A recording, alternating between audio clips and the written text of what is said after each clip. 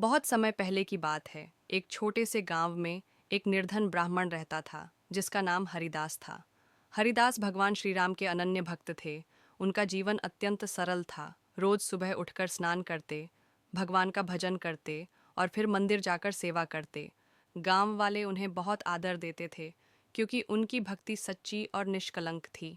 हरिदास के पास धन नहीं था, न ही कोई परिवार। फिर भी उनके चेहरे पर हमेशा एक मधुर मुस्कान और संतोष का भाव रहता था।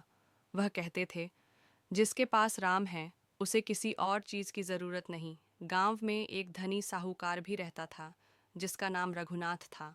वह बहुत घमंडी था और भगवान पर उसका विश्वास नहीं था। वह हरिदास की भक्ति को व्यर्थ समझता और कहता, भगवान भजन से पेट नहीं भरता, मेहनत और पैसा ही सब कुछ है। एक दिन गांव में अकाल पड़ गया। खेत सूख गए, पानी के स्रोत सूख गए और लोग भूख से तड़पने लगे। रघुनाथ के गोदाम में अन्न भरा हुआ था, लेकिन वह गरीबों को अन्न देने से मना कर देता। उसने कहा, जिसे भगवान पालते हैं वही झेंगे। जाओ, अपने भगवान से कहो कि तुम्हें खाना दे। हरिदास ने यह सुना, पर क्रोध नहीं किया। वह अपने झोंपड़ी में गया, दीप जलाया और भजन में लीन हो गया। राम नाम की लूट है, लूट सके तो लूट, अंतकाल पछताएगा जब प्राण जाएंगे छूट। उस रात कुछ अद्भुत हुआ।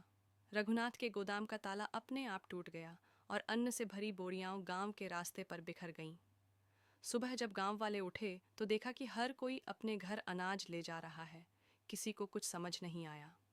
रघुनाथ क्रोधित होकर आया और चिल्लाने लगा, यह चोरी है, ये किसी ने मेरे गोदाम से चुराया है। तभी गांव का पुजारी बोला, रघुनाथ जी, जब इंसान इंसानियत भूल जाता है तब भगवान खुद न्याय करते हैं।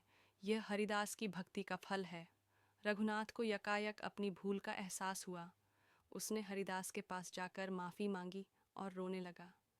हरिदास ने उसे गले लगाकर कहा, भगवान किसी से बैर नहीं रखते, बस श्रद्धा और प्रेम देखते हैं।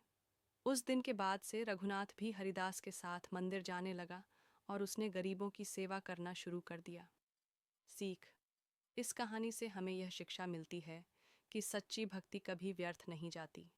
भगवान अपने भक्तों की रक्षा करते हैं, चाहे परिस्थिति कैसी भी हो।